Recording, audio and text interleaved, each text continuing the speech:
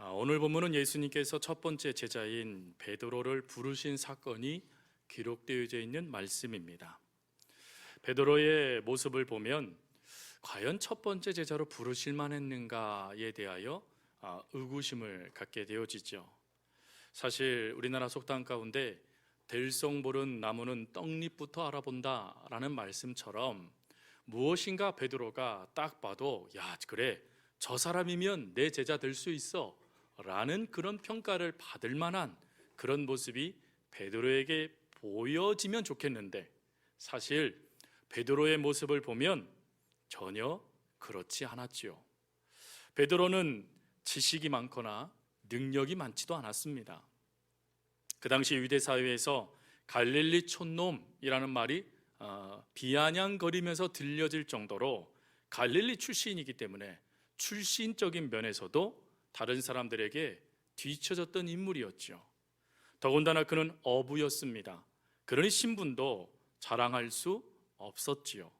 더군다나 인품이라도 좀 뛰어나면 좋겠는데, 베드로의 인품은 한마디로 다혈질 그리고 실수투성이, 그게 바로 베드로의 모습이었습니다. 그러니 인품도 뭐가 났으니 그 모습으로도 도대체 어떻게 제자가 됐나 고개를 갸우뚱하게 되어지죠. 더군다나요 의리라도 있으면 좋겠습니다. 근데 베드로에게 의리는 눈 씻고 찾아봐도 없었지요. 어떤 분이 그런 말 하더라고요. 칼은 뽑았지 않냐고.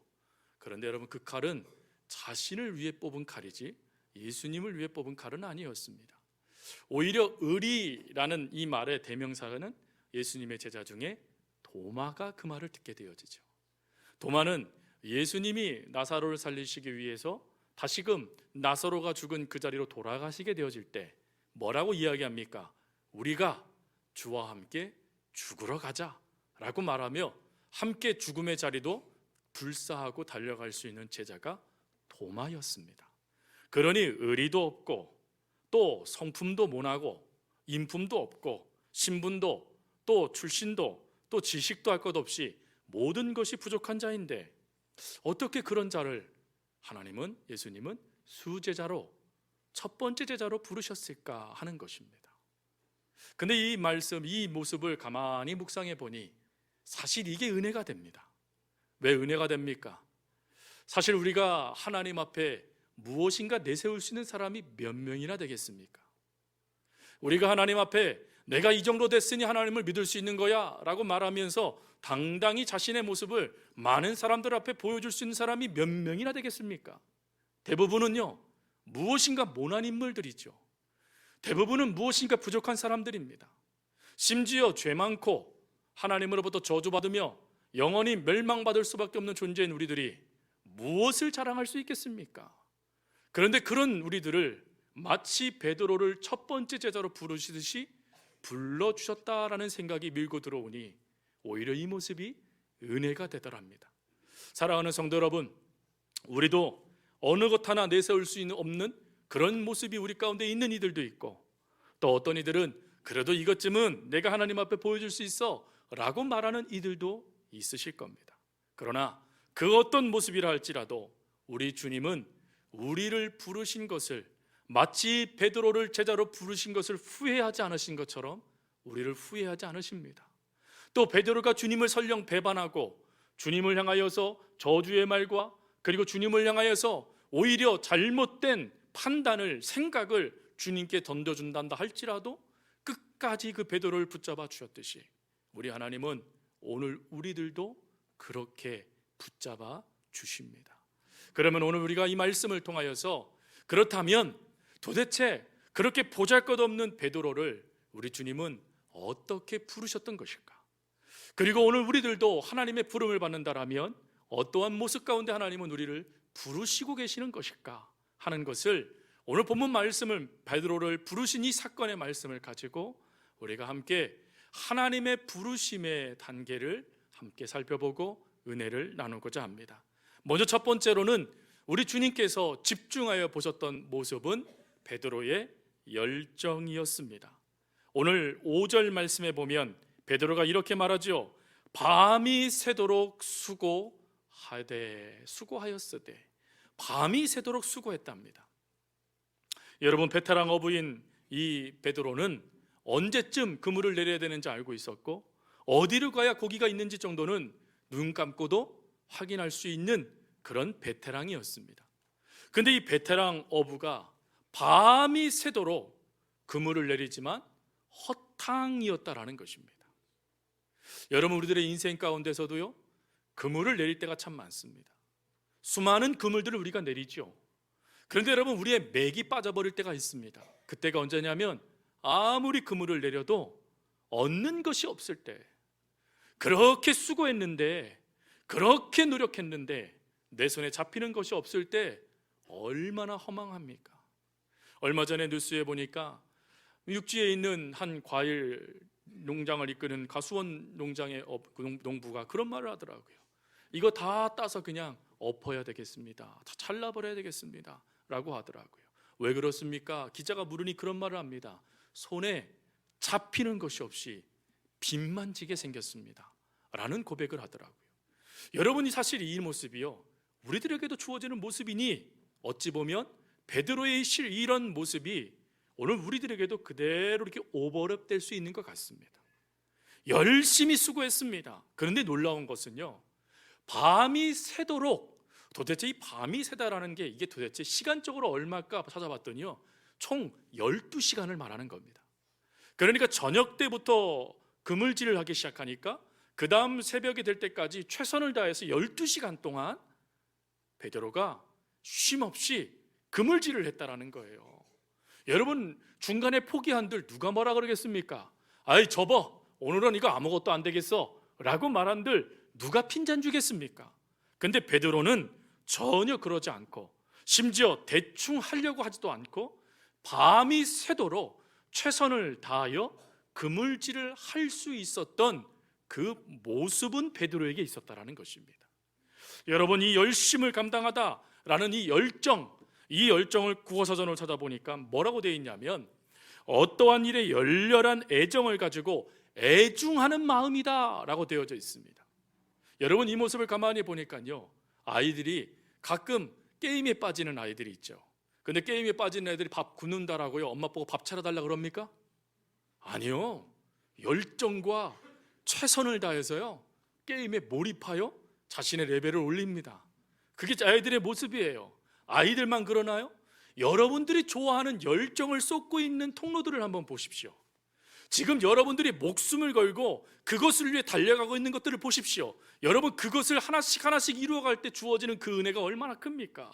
그러다 보니까 그거를 위해서야 내 모든 걸 쏟는 거를 아까워하지 않는 것이 바로 이 열정입니다. 근데 이 열정에도 중요한 점이 있는데, 이 열정은요, 상황과 환경은 변화시킬 수 없답니다. 그런데 그 상황과 환경을 맞이하는 나의 내성을 일으켜서 그것을 극복할 수 있는 힘을 발휘하게 만든답니다.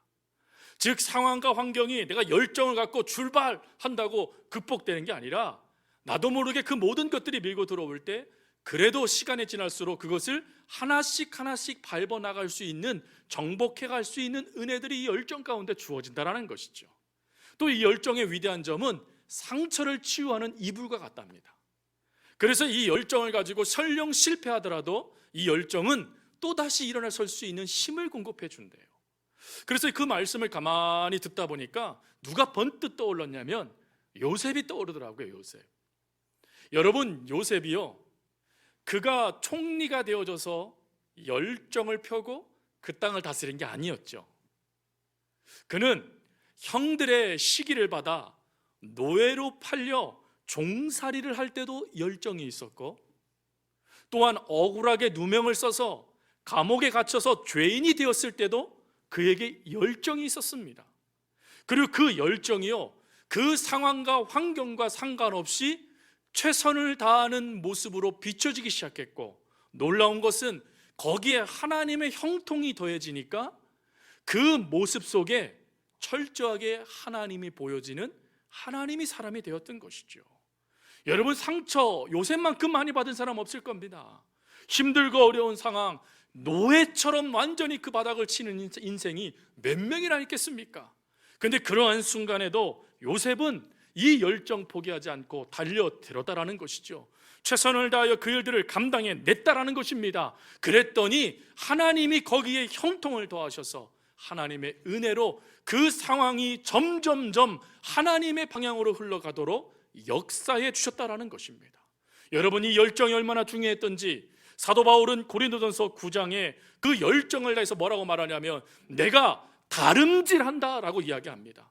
걷는 것도 아니에요. 주의 복음을 위해 자기가 뛰겠다라는 것입니다. 그 정도의 열정을 갖고 있었던 사도 바울이 갈라디아서 1장 14절에는 또 뭐라고 말하는 줄 아십니까? 내가 내 동족 중 여러 영갑자보다 유대교를 지나치게 믿어 내 조상의 전통에 대하여 더욱 열심히 있었으나, 자신은 예수님을 믿기 전부터 열심을 갖고 있었던 자였다라는 것입니다. 또 빌립보 3장 6절에 보면 열심으로 교회를 박해하고 최선을 다했다는 거예요. 왜요? 그게 하나님의 뜻인 줄 알았어요. 근데 그가 예수님을 통해서 완전히 뒤집어진 다음에 뭐라고 말합니까?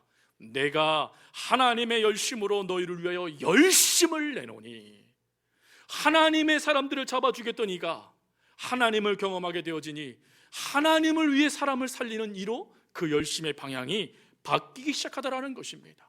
그러면서 사도 바울은 뭐라고 말하냐면 내가 이 열심을 위하여 끝까지 포기하지 않고 표대 대신 주님을 바라보며 나아가겠다라고 고백하고 있다는 것입니다. 사랑하는 성도 여러분, 베드로에게 주었던 이 열정, 포기하지 않고 대충하지 않고 우유부단하게 움직이지 않고 내 맡겨진 일은 최선을 다할 수 있는 이 모습, 사도 바울처럼 비록 예전에는 잘못된 열심으로 하나님을 향하여 칼을 들이밀던 이였지만 하나님을 만남을 통하여 그 열심의 방향이 교정되어지니 주님을 위하여 칼을 맞아도 행복해하는 그 삶으로 바뀌어주셨던 이 열심, 이 열심이 하나님은 저와 여러분 가운데 있기를 원하신다라는 것입니다. 여러분, 이 열심을 갖고 살아가겠습니다 하나님, 내가 이제 열정을 내겠습니다 하나님 이라고 우리가 결단할 수 있습니다. 근데 안타까움이 있죠. 그게 요한계시록 3장 15절에 나오는 말씀처럼 우리가요, 알기는 알지만 믿기는 믿지만 뜨뜻 미지근한 상태로 반응할 수 있다라는 것입니다. 그래서 요한계시록에서 하나님은 요한사도를 통해서 우리들에게 뭘 경고한지 아십니까? 내가 사랑하는 자를 책망하겠대요. 사랑하는 자에게 내가 징계하겠대요. 그러면서 뭐라고 말씀한지 아십니까? 그러므로 네가 열심을 내라 라고 말씀을 하시는 거예요. 즉 우리가 하나님을 위하여 열심을 내며 그 열심을 가지고 우리에게 맡겨진 일들을 감당할 수 있어야 된다는 것입니다. 사랑하는 성도 여러분, 지금 여러분 속에 하나님이 주신 이 열정이 있으십니까? 저와 여러분 속에 그 열정이 불처럼 타올라 견딜 수 없어 그것을 위해서 최선을 다하여 그 걸음을 걸어가고 계십니까? 아니면 이제 조금씩 불이 붙고 계십니까? 사랑하는 성도 여러분, 우리가 사도 베드로를 통하여 그리고 하나님의 말씀을 통하여 우리들이 발견해야 될 것은 우리 속에 과연 내가 하나님을 향한 열정이 있는가 없는가, 그 열정이 지금 나를 이끌고 계시는가 그렇지 않은가를 늘 점검해 봐야 된다는 것입니다. 그리고 두 번째, 그러나 여러분, 열정만 있으면 모든 게 이루어집니까? 안타깝게도 열정만으로는 안 될 때가 정말 많습니다. 그렇게 필요하고 그렇게 우리 가운데 있어야 될 이 열정이지만 그것만으로는 부족하다는 것이죠.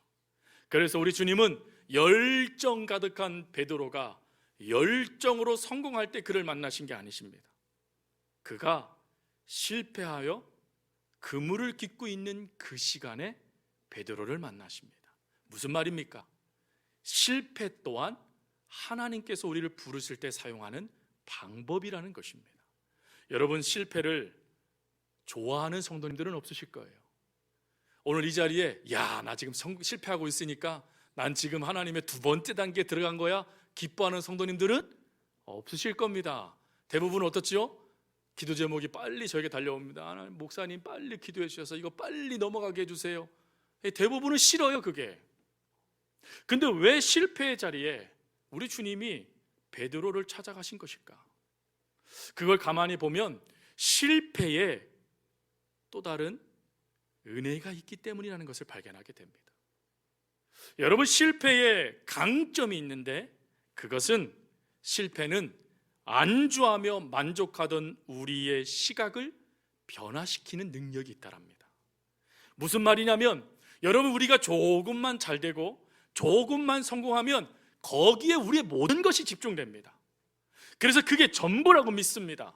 그런데요, 한 번 실패하면요, 넘어지면요, 정신 차리게 된다는 거예요. 아이고야, 내가 지금 하나님 앞에서 놓치고 있는 게 뭔가? 내가 지금 실수하고 있는 게 뭔가? 내가 지금 하나님의 말씀과 반대되고 있는 것들은 무엇인가를 끊임없이 하나님 안에서 나를 점검하기 시작한다는 것입니다. 여러분, 이 모습이요, 아브라함에게도 주어졌던 모습이었어요. 여러분, 하나님께서 아브람이었을 때 하나님은 아브라함에게 나타나셔서 뭐라고 말씀하시냐면, 내 친척 아비의 집을 떠나 내가 내게 지시할 땅으로 뭐예요? 가라 라고 명령하셨어요. 즉 갈대아 우루, 지금으로 말하면 이라크죠. 그 갈대아 우루를 떠나서 내가 너에게 약속할 땅 이스라엘로 내려가라 명령을 내리셨어요. 그런데 출발은 잘했습니다. 근데 출발하다가 이들이 가나안 땅으로 가지 않고 어디에 머물냐면 하란이라는 땅에 머뭅니다. 근데 그 하란이라는 땅에서요, 그래도 집을 짓고 잘 삽니다. 근데 문제가 터지죠. 그게 뭐냐면 아버지가 돌아가시는 겁니다. 아버지가 돌아가는 그 슬픔 가운데 있을 때 비로소 아브라함이 무엇을 놓치고 있었는지를 깨닫습니다. 내가 머물 땅은 이 하란 땅이 아니라 하나님이 약속한 땅이었지라는 것을 깨닫게 되어져요. 즉 실패와 상처와 아픔이 있는 그 자리에서 비로소 하나님의 말씀이 기억났다라는 것입니다. 그리고 그 말씀을 향하여 일어서기 시작할 때 하나님은 창세기 12장 말씀을 통하여 그에게 축복하시죠. 내가 너를 열국의 아비로 세워주겠다. 내가 내 민족을 번창하게 해주겠다. 내가 너를 붙들어 주겠다라는 약속의 말씀을 허락해 주셨고, 그 약속을 허락함 받고 아브라함이 출발하여 도착한 땅, 그 다음 말씀해 보니까 이렇게 돼 있어요. 아브라함이 가나안 땅에 들어갔더라. 즉 그 상처와 아픔이 있는 그 땅에서 하나님의 은혜로 하나님이 약속한 그 땅으로 들어갈 수 있게 되어졌다라는 것입니다. 여러분, 베드로도 마찬가지입니다. 밤이 새도록 수고하였죠. 허탕입니다. 손에 아무것도 없습니다. 그리고 낭망할 수밖에 없고 한숨 지을 거예요. 콧노래가 나왔을까요? 아마 그물을 기우면서도요 힘들었을 겁니다. 한숨 지었을 거예요. 왜요? 하루 벌어 하루 먹던 시대니까. 내가 아무것도 못 벌어왔으니 내가 조금 굶어야 되거든요. 그러니 여러분, 그 고통이 얼마나 컸을까요? 근데 그 낙심의 자리에 누가 찾아오시느냐? 주님이 찾아오셨다라는 것입니다. 사랑하는 성도 여러분, 여러분들의 실패는 여러분의 인생 가운데요 한 번만으로 끝나지 않으실 겁니다. 예수님을 믿기 때문에 실패하는 경우도 있으실 거예요. 그러나 그럴 때 은혜가 뭔지 아세요? 그 실패의 자리에도 하나님은 임마누엘 하신다라는 것입니다. 제가 목회 칼럼에도 엘리야 이야기를 실어드렸죠. 여러분, 로뎀나무 아래는 모든 게 풍족한 곳이 아니라 내가 죽기 위해 찾아간 곳입니다. 끝이라는 것이죠. 근데 그 자리에 하나님이 함께 하시니 엘리야가 일어섭니다. 그렇다면 하나님은 우리에게 그렇게 하지 않으실까요? 만약에 베드로가 성공 기류를 타고 그가 승승장구할 때 예수님이 찾아오셨다면 베드로가요 내가 말씀에 의지하여 그물을 내리리이다 라고 했을까요? 아니요. 이렇게 말했을 겁니다. 아하, 젊은이 참 철도 없네. 당신 잘 모르나 본데 그물질은 이때 해야 돼 라고 말했을 겁니다. 제가 왜 이렇게 얘기했는지 아시죠? 베드로가 연장자입니다. 예수님보다 나이가 많았습니다. 충분히 그렇게 말할 수 있는 것이죠. 그 모습이 실제로 베드로가 예수님께 행했던 불경스러운 모습 중에 나타나죠. 여러분, 이런 모습 가운데 말하면서 거부해버리고 자기가 지금 노력하여 얻은 물고기에 집중하며 예수님의 말씀보다 거기에 마음을 두어 예수님을 쳐내버릴 수 있었던 게 베드로의 승승장구의 모습이었을 겁니다. 그러나 지금 베드로에게는 허무함입니다. 지금 베드로에게는 낙심입니다. 실패입니다. 좌절입니다. 그 자신이 노력하여 얻지 못한 그 결과물을 소망은 있지만 아무것도 얻을 수 없는 허무함이 그에게 찾아온 것이죠. 여러분, 그럴 때 우리 주님이 그에게 다가오세요. 그리고 그가 바라보고 있는 관점에 정확하게 부응하십니다. 그리고는 그가 소망하는 것을 이루어 주시죠. 배를 바다 중앙에 띄우고 그물을 내려라. 실패의 자리에 자신의 소망을 정확하게 짚어내시며 그 상황으로 이끌어 주신 하나님의 말씀에 베드로는 그래도 조금 기뻤던 것 같습니다. 그래서 즉시 말하죠. 말씀에 의지하여 내가 그물을 내리리이다. 저는 이 말씀이 사실 우리 인생 가운데 왜 중요할까를 고민했습니다. 그리고 하나님의 은혜를 받습니다. 그게 무엇이냐면, 사랑하는 성도 여러분, 우리가 즐겨 부르는 찬송 중에 그런 찬송이 있죠. 복음을 심었습니다. 복음이 자라나네요. 그렇죠? 복음이 또 열매를 맺습니다. 몇 배요? 처음에는 30배 그러잖아요, 저희가. 그리고 100배까지 부르지 않습니까? 근데 여러분, 현실은 어떻습니까? 복음의 씨앗을 뿌리면 30배의 열매를 얻으십니까? 복음의 열매를 뿌리면 모든 것이 승승장구하여 모든 것이 아멘이 됩니까? 아니요. 그 자리도 실패입니다. 그 자리도 힘듦입니다. 그 자리도 어려움이에요.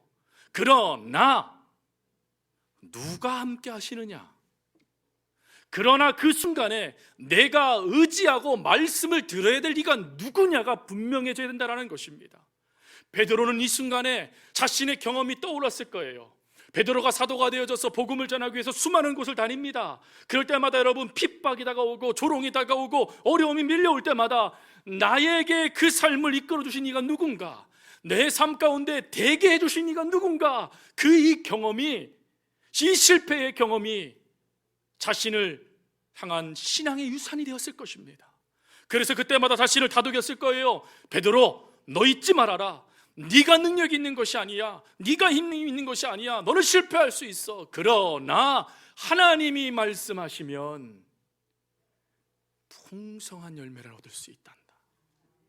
여러분, 이 은혜가 베드로가 복음을 놓치지 않고 끝까지 주의 사명을 감당할 수 있는 힘이 되었다는 것입니다.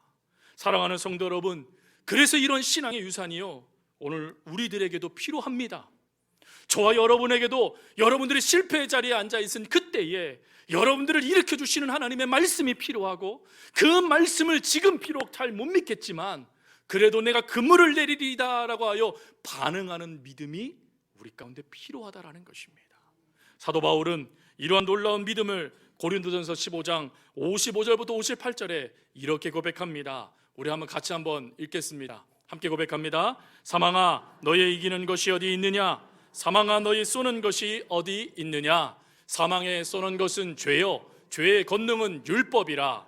우리 주 예수 그리스도로 말미암아 우리에게 이김을 주시는 하나님께 감사하노니, 그러므로 내 사랑하는 형제들아, 견고하며 흔들리지 말며 항상 주의 일에 더욱 힘쓰는 자들이 되라.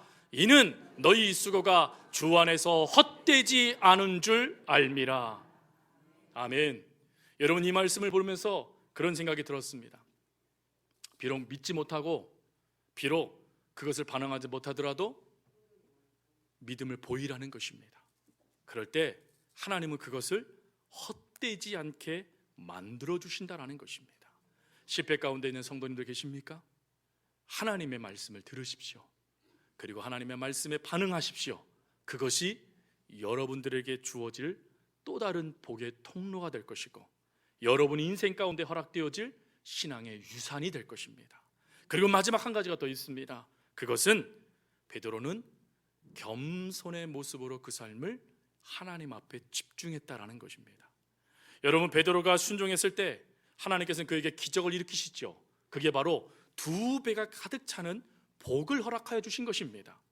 여러분, 2배가 가득 찼을 때 베드로의 반응이 놀랍습니다.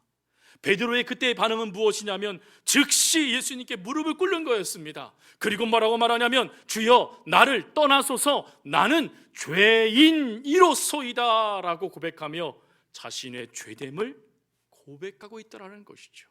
사랑하는 성도 여러분, 베드로는 처음에 예수님의 말씀을 들었을 때 예수님을 뭐라고 얘기했습니까? 선생님이라고 말을 했습니다. 수많은 무리들이 예수님을 향하여 달려오고 있고, 또 그 무리들에게 말씀을 전하니 저분은 우리와 조금 다른 선생님이야 라고 생각했을 겁니다. 근데 선생님이 엉뚱한 명령을 내리는 거예요.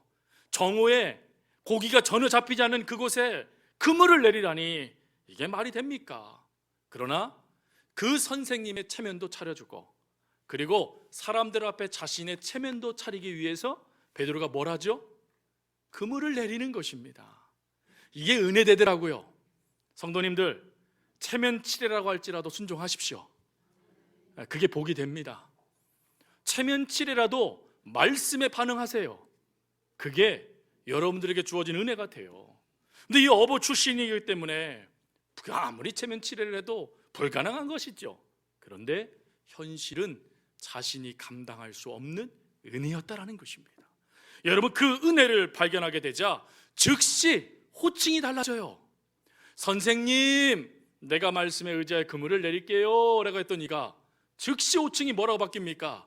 주여, 나를 떠나소서, 나는 죄인이로소이다. 무슨 말입니까? 그 상황 속에 주님이 누구신지가 깨달아졌다라는 거예요. 그리고 그 주님 앞에 내가 누군지가 발견되었다라는 것입니다. 아마 이런 고백일 것 같습니다. 주님, 저는 너무 부끄럽습니다.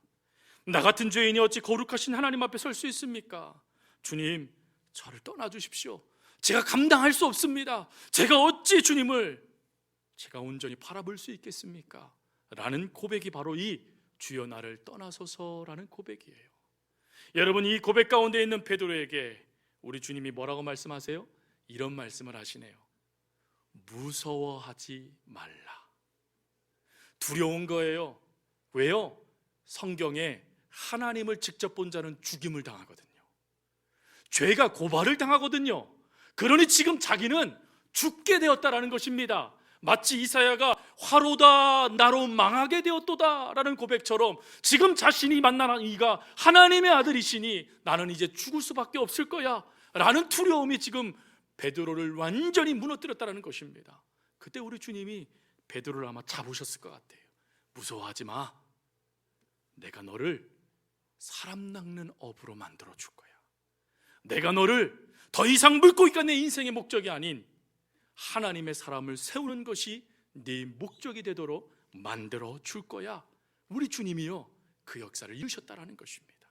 사랑하는 성도 여러분, 이 모습이 우리에게 필요합니다. 사실 우리들이 주님을 살아계신 하나님의 아들이십니다라고 믿고 세례도 받습니다. 그러나 과연 우리는 하나님께 얼마만큼 굴복하고 있는가? 그 하나님 앞에 내 자신이 어떤지를 분명하게 발견하고 있는가? 하나님은 어떤 분이시고 나는 누군지를 분명히 깨닫고 있는가? 이에 대한 답은 우리가 하지 못할 때가 너무 많습니다. 하나님이 아버지시고 우리의 목자가 되어주시는데 우리는 우리의 생각과 우리의 뜻을 포기하지 않습니다. 우리의 모든 것을 가지고 하나님의 말씀을 걸러내버립니다. 그리고 내가 원하는 것들만 행하는 모습들이 우리 가운데 있지 않습니까? 그런데 오늘 베드로의 이 모습 우리 가운데 필요합니다. 굴복하는 것, 완전히 하나님 앞에 내 모든 것들을 내어놓는 것, 그리고 내 모든 방향과 목적, 열정조차도 하나님을 위하여 포기해버리는 것. 여러분, 이 은혜가 베드로를 제자로 세워가는 능력이 되었습니다. 그렇다면 오늘 우리들은 어떻습니까? 여러분들은 예수 그리스도의 제자로 부름받음을 믿으십니까? 그렇다면 여러분들이 갖고 있는 그 열정에 하나님의 은혜가 더해지기를 기도하십시오. 그리고 지금 내가 어떠한 존재인지를 깨닫게 달라고 기도하십시오. 그리고 매 순간 하나님을 만날 수 있는 은혜를 달라고 기도하십시오. 그리고 설령 실패의 자리에 있나 할지라도 하나님을 바라보는 믿음이 흔들리지 않도록 도와달라고 기도하십시오. 그리고 다름질할 수 있길 바랍니다. 그럴 때 하나님은 표대 되신 예수 그리스도의 그 놀라운 상금을 받을 수 있도록 우리를 통과시켜 주실 것입니다. 사람 낚는 어부로 만들어 주실 것입니다. 그 은혜가 저와 여러분 가운데 있어지기를 간절히 주님의 이름으로 부탁드립니다.